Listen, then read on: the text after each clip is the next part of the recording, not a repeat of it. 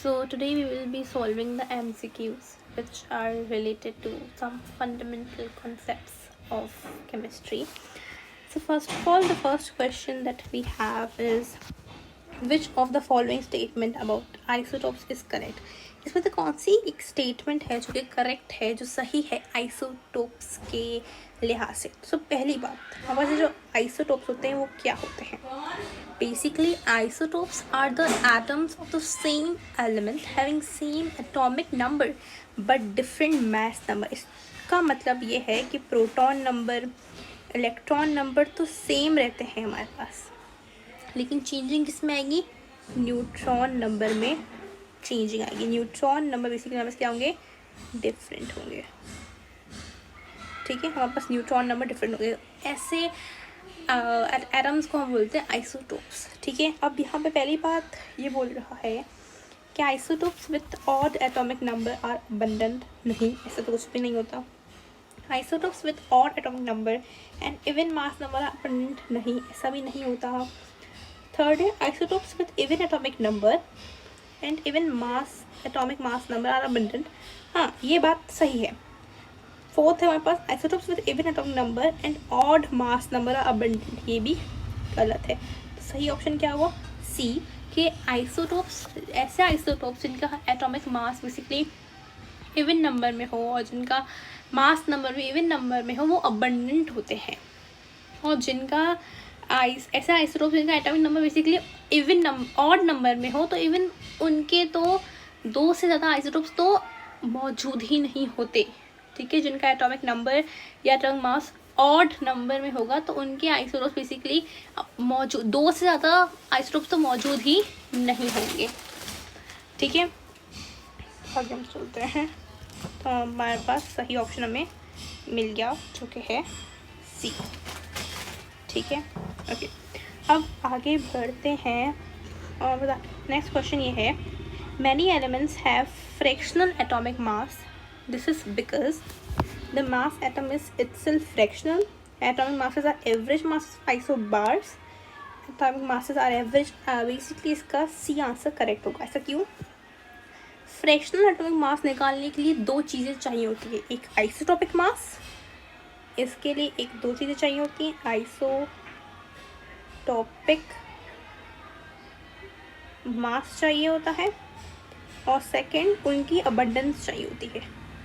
ठीक है, तो यहाँ पे तो यहाँ पे आइसोटोन और आइसोबार की बात ही नहीं हुई, सिर्फ बात ही किसकी हुई, आइसोटॉप्स की हुई. तो हमारे पास सी ऑप्शन बिल्कुल सही होगा. आगे हमारे पास है, what is the ratio of hydrogen oxygen in water by parts by weight. ठीक है, अब इसका हम निकाल देते हैं.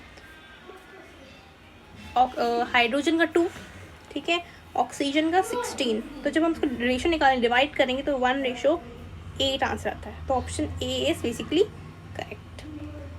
आगे बढ़ते हैं.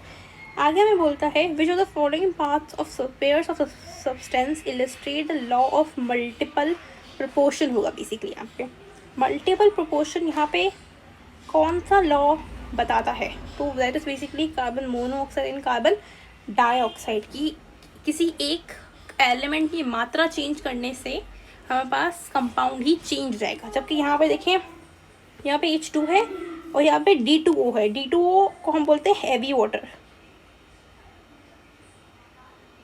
D2O क्या है हमारे पास, हैवी वाटर. थर्ड क्या है, NaCl और NaBr. तो हमारे पास ये तो एलिमेंट से चेंज, इनके बाद ऊपर बात हो कैसे सकती है. यहाँ पे मैग्नीशियम ऑक्साइड है, यहाँ पे मैग्नीशियम हाइड्रोक्साइड है, तो एलिमेंट्स ही बदल दिए. यहाँ पे एलिमेंट्स देखिए सेम है, लेकिन उनकी कंसेंट मतलब उनकी तादाद, उनकी क्वांटिटी चेंज की गई है. तो यही वो एक पेयर होगा जो इलस्ट्रेट करता हो लॉ ऑफ मल्टीपल प्रोपोर्शन. आगे चलते हैं. आगे यहाँ पर विच of the following contains only one element. ऐसा कौन सा इसमें सब्सटेंस है जिसके अंदर सिर्फ एक एलिमेंट है. बात करें मार्बल की, मार्बल के अंदर हमारे पास मेजर कंपोनेंट होता है ना, होता है कैल्शियम कार्बोनेट. कैल्शियम कार्बोनेट हमारे पास मेजर कंपोनेंट होता है. कैल्शियम कार्बोनेट खुद एक कंपाउंड है, तो एक एलिमेंट से तो नहीं बना हुआ वो, तो ये तो नहीं हो सकता. Second, diamond. डायमंड किससे बना है, कार्बन से बना है. ठीक है, इसको रखिएगा. ग्लास, ग्लास किससे बना हुआ है, सोडा ऐश, सिलिका वगैरह, मतलब बहुत सारे मिक्सचर से बना हुआ है. इसके अंदर सोडा ऐश भी होता है, सिलिकॉन भी होता है, और इसके अंदर कैल्शियम कार्बोनेट भी होता है, मतलब बहुत सारी चीज़ें होती हैं इसके अंदर। तो ये एक एलिमेंट से तो नहीं बना हुआ। थर्ड है सैंड। सैंड के सिलिकॉन डाइऑक्साइड को बोलते हैं, SiO2, ठीक है। सैंड का फॉर्मूला याद करना है, SiO2 होता है, ठीक है। ये बहुत बड़ा MCQ ये भी है। उसके बाद अगर हम सही ऑप्शन की तरफ जाएं तो ऐसा कौन सा इसमें से है जो सिर्फ एक एलिमेंट पे कंसिस्ट करता है, तो वो सिर्फ डायमंड्स है, ठीक है। तो क्या होगा, सिर्फ और सिर्फ डायमंड्स है। डायमंड पास करेक्ट ऑप्शन। आगे चलते हैं। आगे हमें बोलता है which statement is correct about isotopes of element. ऐसे इसमें कौन सी स्टेटमेंट है जो करेक्ट है आइसोटोप्स ऑफ एलिमेंट की। तो पहली बात, जिसमें तो इन्होंने 5 स्टेटमेंट्स हमें दी हुई हैं। अब हमें चूज करके बताना है कि इसमें कौन सी जो है स्टेटमेंट है वो बिल्कुल करेक्ट है, ओके। तो पहले वो क्या बोल रहा है, they have same chemical properties, ठीक है। हमें बात रखते हैं कि हाँ उनके पास सेम केमिकल प्रॉपर्टीज़ होती हैं, क्योंकि नंबर ऑफ़ इलेक्ट्रॉन तो सेम ही है, चेंज क्या और नंबर ऑफ़ न्यूट्रॉन, तो हाँ केमिकल प्रॉपर्टी तो होती है, ये तो सही बात है। They have same electronic configuration. Electronic configuration का मतलब है अरेंजमेंट ऑफ इलेक्ट्रॉन। तो जब इलेक्ट्रॉन सेम है तो इलेक्ट्रॉनिक कॉन्फ़िगरेशन भी सेम होगी, ये भी सही बात है। They have same densities. अब डेंसिटीज़ होती है, डेंसिटी क्या है, एक फिजिकल प्रॉपर्टी है, ठीक है। ये हमारे पास क्या है, एक फिजिकल प्रॉपर्टी है। और हमने जब बात की थी, जब हमारे पास आइसोटोप्स के अंदर केमिकल प्रॉपर्टीज तो सेम होती है लेकिन फिजिकल प्रॉपर्टीज डिफरेंट होती है, तो इसका मतलब ये है, ये तो गलत है। They have same atomic number, हाँ ये बात भी सही है, क्योंकि number of proton number of electron तो हमारे पास सेम ही है, वो तो चेंज नहीं हो रहा है। They have same mass number, नहीं ये भी गलत है।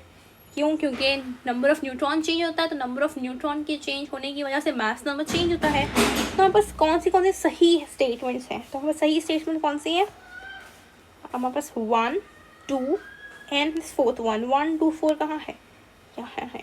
तो बेसिकली ये हमारे पास क्या है, करेक्ट ऑप्शन होगा इसका, ठीक है। I hope this is clear to you. आगे बढ़ते हैं। वो बोलता है which of the following ion formation is exothermic. अब वर्ड एक्सोथर्मिक का मतलब क्या होता है, जिसमें से हीट एनर्जी बेसिकली क्या हो, रिलीज हो। हमने पढ़ा था फॉर एग्जाम्पल क्लोरीन है, क्लोरीन के पास आउटर मोस्ट शेल में 7 इलेक्ट्रॉन्स होते हैं, उसको एक की ज़रूरत होती है। तो जब वो एक अपने अंदर डालेगा तो एक मतलब वो हीट एनर्जी रिलीज करेगा, तो ये होता है प्रोसेस एक्सोथर्मिक का, ठीक है। तो बेसिकली यहाँ पर यूनी नेगेटिव मतलब क्या, सिर्फ एक इलेक्ट्रॉन। यूनी मीन्स क्या, 1। नेगेटिव साइन कब आता है, जब आप इलेक्ट्रॉन बेसिकली अंदर जब जाएगा, एनाइन बनेगा जब। नेगेटिव आयंस पॉजिटिव आयंस होते हैं,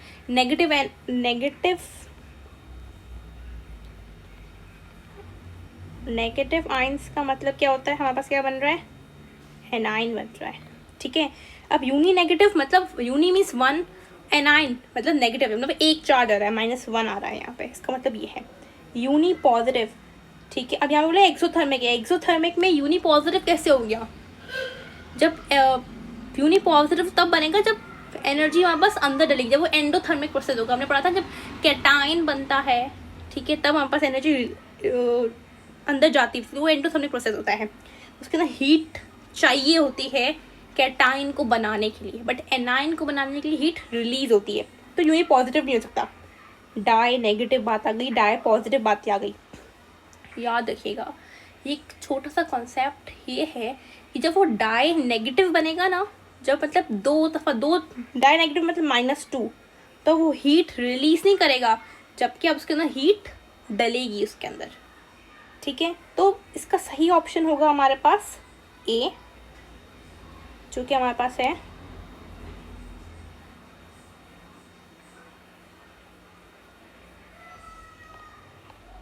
ए। यूनी नेगेटिव आयन बनेगा तो वो हमेशा एक्सोथर्मिक ही होता है, ठीक है। आगे बात करते हैं, which one is a mono isotopic element. Mono isotopic element कौन सा है, chlorine.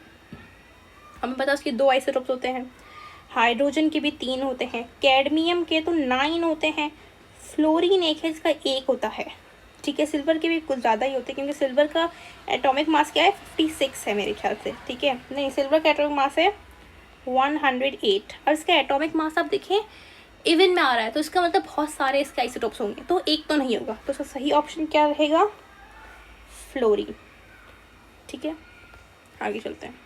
Which one of the following the pure substance, इसमें प्योर सब्सटेंस कौन सा है? एयर, एयर तो खुद एक मिक्सचर है। मोल, मोल तो यहाँ बात आ ही नहीं सकती।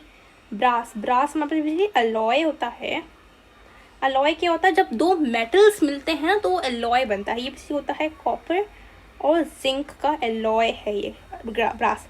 ग्रेफाइट क्या है? ग्रेफाइट तो कार्बन से बना हुआ है, ये एक प्योर सब्सटेंस है, तो उसका सही आंसर क्या होगा? ग्रेफाइट। आगे चलते हैं।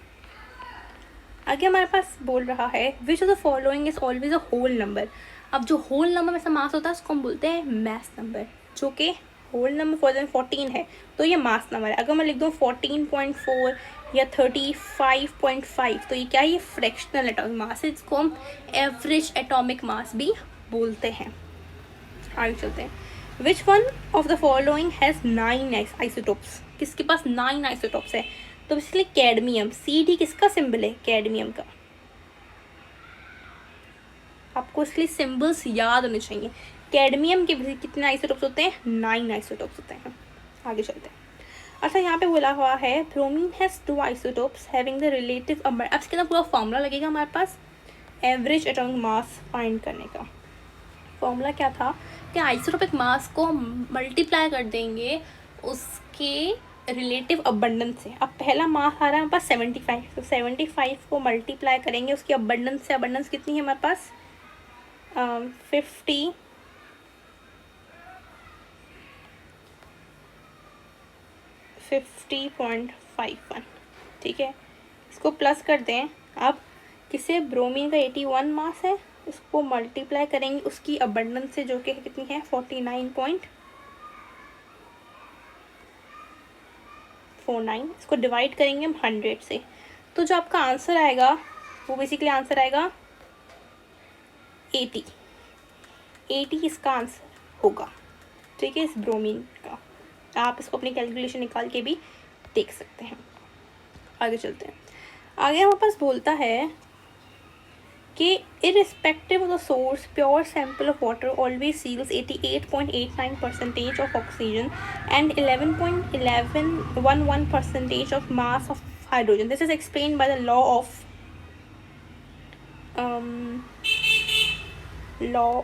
व्हाट, कि एक सोर्स है वाटर, वो या प्योर वाटर से ले लो, मतलब प्योर रिवर से ले लो या कोई लेबोरेटरी बना लो, हमेशा उसकी यही परसेंटेज रहेगी।